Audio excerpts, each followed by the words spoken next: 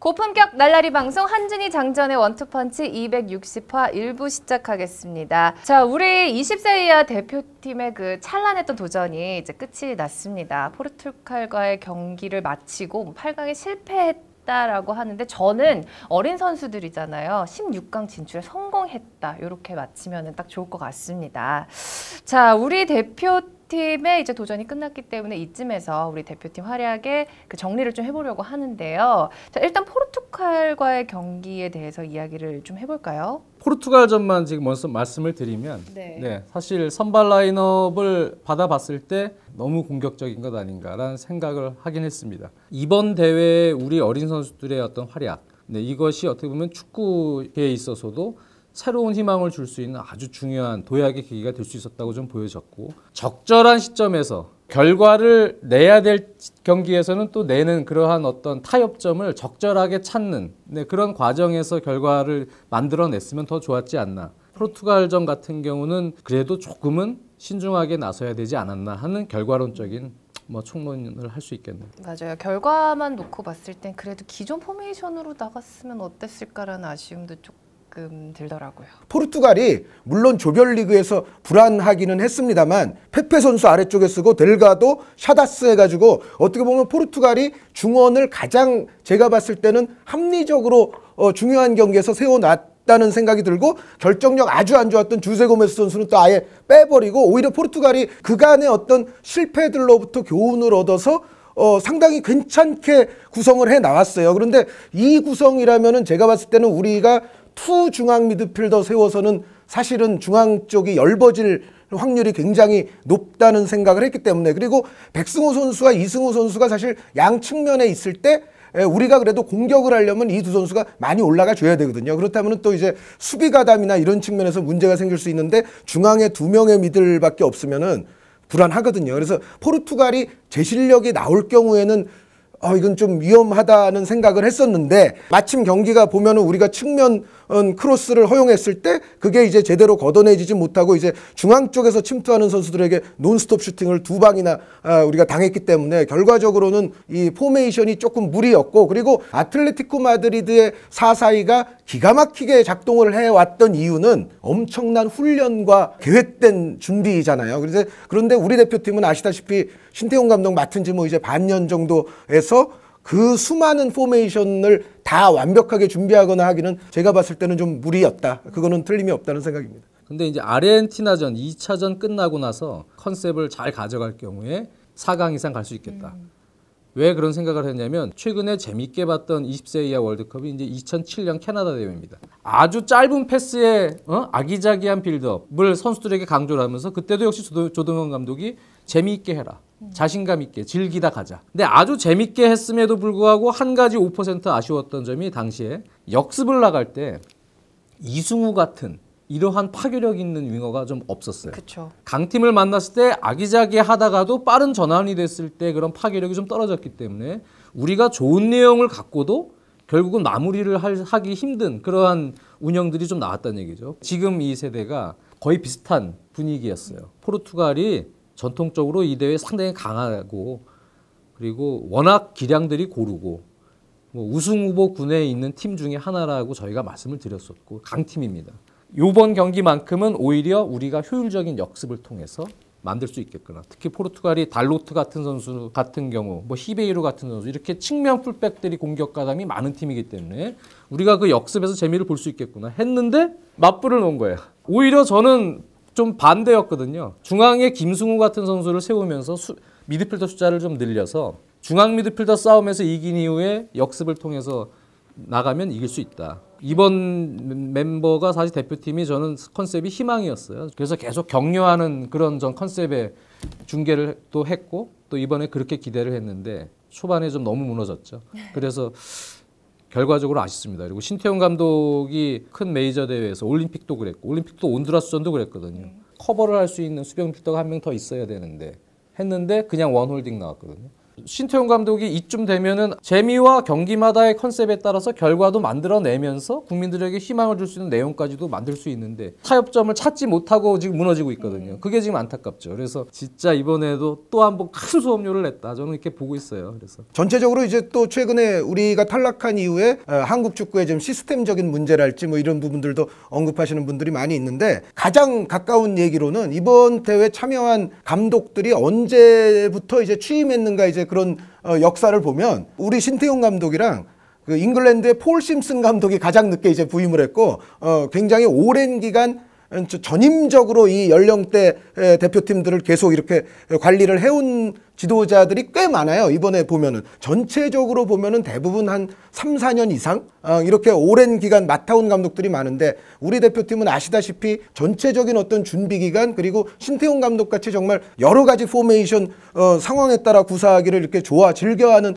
이런 스타일의 감독이라면 사실 시간이 좀 충분히 많이 필요해야 정상이거든요. 다른 외국도 그렇지 않습니까? 그러니까 정말 급박한 상황에서 막 소방수들이 막 투입되고 이런 경우들이 있는데 사실 어린 대표팀일수록 좀 더 꾸준하게 밀고 가는 이탈리아 같은 경우에 요즘 좀 내용은 단조롭고 그렇게 빅스타가 그렇게 많지는 않지만은 그 에바니라는 감독도 사실 선수 시절 AC 밀란 선수로서 유명한 감독인데 그 청소년 전임 지도자를 한 지가 꽤 됐어요. 그러니까 외국들을 보면은 대표팀에 대해서는 뭔가 정말 위기 상황이 오면은 여러 가지 처방도 하고 그러지만은 청소년 대표팀 같은 경우는 사실 꾸준히 맡기는 쪽이 더 주류예요. 그런데 이제 우리를 보면은 물론 이광종 감독님의 그 불행했던 유명을 달리하신 상황도 있었지만은 전체적으로는 우리가 그렇게 좀 해오지 않았던 것도 사실은 좀 문제 중에 하나가 아니냐라는 생각이 듭니다. 이번 대회뿐만 아니고 우리 선수들의 뭐 기본기, 뭐 킥력,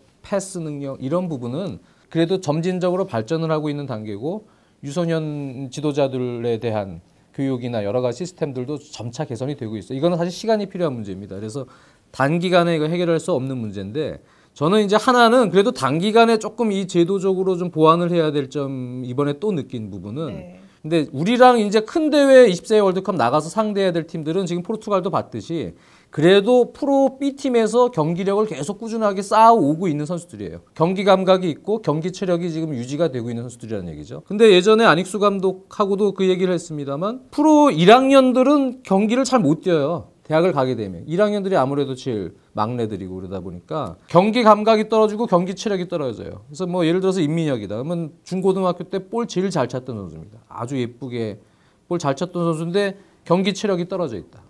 경기 감각이 지금 저하돼 있다. 이런 선수들이 많이 나온다는 거예요. 지금 이번 멤버도 경기 경험이 많지가 않았어요. 최근에. 그러니까 고등학교 때 한창 날렸던 이 감각을 회복하지 못하고 이번 대회 때문에 그나마 소집해서 평가전 치르고 연습 경기에서 그나마 조금 올려놓고 대회를 치른 겁니다. 근데 제가 볼 땐 그래 봐야 100%가 아니라는 얘기죠. 그런 상황에서 요 연령대가 자꾸 나가야 되는, 특히 그 연령대 19세, 20세는 경기 경험이 확 쌓이고 경기 감각이 쌓이면서 경기를 풀어가는 능력이 급성장하는 시기인데 이 시기에 우리 선수들이 경기를 많이 못 뛴다. 이 부분은 제도적으로 조금 보완이 돼야 될 문제라고 좀 보여져요. 지금 우리가 기본적으로는 이 프로유스가 뭐 있어봐야 지금 뭐 22개 간신히 운영하고 있어서 전체적으로는 학원 축구에 그래도 아직 많은 부분을 지금 의존할 수밖에 없는 상황이고 학원 축구를 하다 보니까 이게 학제대로 갈 수밖에 없어요. 그러니까 예를 들어 초등학교 5학년에 진짜로 잘하는 선수가 있어요. 뭐 메시, 펠레 막 이런 선수가 있어요. 그런데 그렇다 해서 이 선수를 너는 오늘부터 저기 중학교 가서 뛰어 이럴 수는 없거든요. 학교에서 학교로 뭐 잘한다고 해서 월반 할 수도 없고 그런데 이게 프로유스 시스템 아니면은 예를 들어 이승우 선수도 그랬고 다른 뭐 세계적인 유명한 선수들도 그랬다시피 이 팀에서 봤을 때 너는 야 18세 팀 와서 뛸 실력이야 그러면은 이게 얼마든지 이게 가능한데 학제대로 움직여야 되는 우리나라에서는 지금 그렇지가 못하거든요. 그러면은 이거를 그래도 최대한 보완하는 방법은 주말 리그나 이런 대회들을 여러 갈래로 좀 쪼갤 필요가 있죠. 초등학교 같은 경우도 예를 들어 5, 6학년들만 또 리그가 있고 하지만 또 이제 1, 2학년, 3, 4학년들도 얼마든지 또 다른 대회를 이렇게 경험을 할 수 있도록 뭔가 세분화적인 어떤 그런 리그제가 저는 필요하다고 생각을 하는데 과연 이런 게 이제 다른 부처와 다른 또 종목들과 어떻게 이게 풀릴 수 있을지는 모르겠습니다만 어찌됐건 대학이건 고등학교건 중학교건 할 것 없이 좀 더 세분화된 리그가 돼야 사실은 그 저학년 선수들도 충분한 경험을 얻고서 이 선수들을 우리가 연령별 대표팀에 활용을 제대로 할 수가 있다. 그 말씀은 드리고 싶어요. 우리가 대표팀 얘기할 때 뭐 연령별도 그렇고 성인 대표팀 이야기를 하면서 아쉬운 점을 이야기할 때 항상 빠지지 않는 게 좀 시스템적인 문제인데 계속해서 똑같은 이야기를 해야 되는 것도 좀 안타깝고 아쉬운 부분인 그렇죠. 것 같아요. 지금 뭐 조금씩 개선은 점진적 개선은 되고 있어요. 특히 우리나라 같은 경우는 축구의 내셔널리즘이 강하고 이런 것을 통해서 또다시 축구계에 투자가 이루어지고 하거든요. 결국은 협회도 그렇고 리그도 그렇고 돈이 생겨야 돼요. 그래야 뭐에 투자하고 계획을 세워서 또 여러 가지 방면으로 발전이 이루어지죠. 우리나라의 특성에 맞게 이런 국제대회도 잘 칠 수 있게끔 시스템을 보완하자는 얘기죠. 큰 대승적인 차원에서 축구계 어떤 그냥 외국처럼 점진적 발전만을 위한 이러한 보완이 아니고 우리나라 특성에 맞는 제도적 보완도 또 필요해 보인다는 걸 또 느꼈다는 얘기입니다. 자, 그래도 우리가 확실히 얻은 성과들이 있잖아요. 백승호 선수라든지 이승우 선수가 직접 이렇게 큰 무대에서 활약하는 걸 보면서 굉장히 뿌듯했고 또 숨은 보석 같은 선수들도 많이 나왔는데 두 분의 눈을 사로잡은 선수가 있다면 딱 한 명씩만을 꼽아야 된다면 어떤 선수를 꼽고 싶으세요? 뭐니 해도 정태욱 선수 칭찬해주고 싶어요. 마지막 순간 포르투갈전에는 센터포워드 자리까지 올라가가지고 아주 분전을 했고 정말 골 넣는 수비수일 뿐만 아니라 좋은 신체 조건에 발도 꽤 잘 쓰는 아주 다재다능한 스타일이어서 제가 봤을 때는 향후 또 한국의 수비 라인을 상당 부분 책임져 줄 수 있는 선수로 성장할 가능성이 충분히 있지 않나. 게다가 목 부상 당한 것까지도 딛고 일어서서 이번 대회 활약을 해줬으니까 저는 정태욱 선수에게 또 땡큐 얘기하고 싶습니다. 네. 장지현 의원님은요? 저는 뭐 특히 조용욱 선수 같은 경우에는 사실 이번에 골은 못 넣었습니다만 현재 가지고 있는 어떤 선천적인 잠재성이라고 해야 될까요? 이 선수가 타고난 거. 목도 짧고요. 약간 소년 장사 스타일이에요. 그래서 파워가 있고 지금 그 연령대인데요. 아직 이게 피지컬적으로 완성이 안 된 상황인데 그 정도입니다. 결정력 이런 부분은 확실하게 보여주지는 않았습니다만 그런 부분도 제가 가지고 있다고 저는 생각을 해요. 이 선수가 전체적인 이제 경기 운영에 대한 능력 이런 부분만 잘 또 보완이 되면 아주 큰 공격수가 전 되리라고 생각을 하는 선수예요. 경기 결과가 아쉽기는 하지만 그래도 이 선수들은 앞으로 원투펀치에서도 정말 계속해서 자주자주 언급을 해야 되는 선수들인 것 그렇습니다. 같아요. 요 나이 때는 19살, 20살 때는 장점을 많이 격려를 해줘야 돼요. 단점은 있을 수밖에 없는 나이입니다. 장점을 좀 많이 격려를 해주고요. 네. 앞으로가 이제 더 중요합니다. 네, 그래서 그 선수들에게 좀 칭찬을 좀 격려하고 칭찬을 해주는 그러한 것이 더 좋다고 저는 개인적으로 생각을 합니다. 자, 20세 이하 월드컵 우리 대표팀의 도전은 끝났지만 그래도 대회는 계속됩니다. 한국에서 열리는 만큼 이 미래 축구 스타들을 직접 가서 눈으로 확인을 해보셨으면 좋겠습니다. 자, 계속해서 저희가 약간 번외로 승부 예측이 한 경기가 있습니다. 승부 예측은 보통 3경기 아닌가요?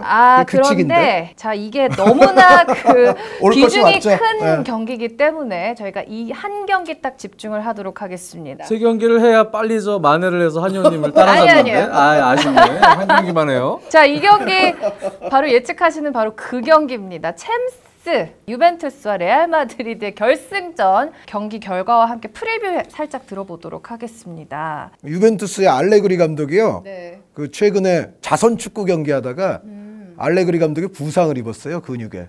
그래서 유벤투스에 이제 전력 손실이 생겼다 뭐 이런 토픽 약간, 네. 같은 뉴스도 봤는데 일단 유벤투스 팬들 입장에서는 그 어떤 결승전보다 이번에는 할만하다고 느낄 겁니다, 기본적으로는. 반면에 레알 마드리드는 이스코 선수가 이제 자신의 재능을 이제 100% 발휘하기 시작을 했어요. 올 시즌부터는 완전히 레알 팬들의 사랑을 지금 한 몸에 받고 있고 여기에 레알의 자랑. 우리는 양 윙백과 중앙 미드필드는 최고 클래스야. 마르셀로 카르바할.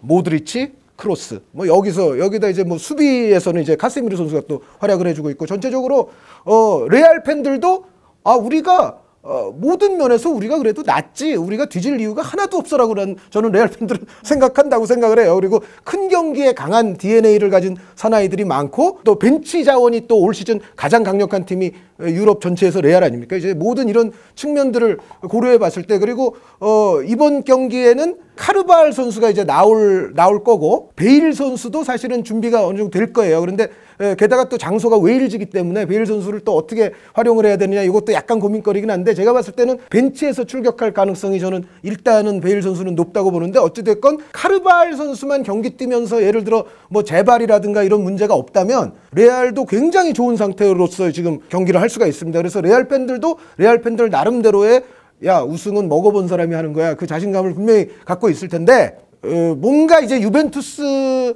같은 세력이 이번엔 한번 정상에 오르고 저는 사실은 개인적인 바람은 부폰 선수가 뭔가 하나 드는 모습을 보고 싶긴 하죠. 왜냐하면 챔피언스리그 트로피가 없는 그 정말 거물 몇 선수들 가운데 한 명이에요 부폰이.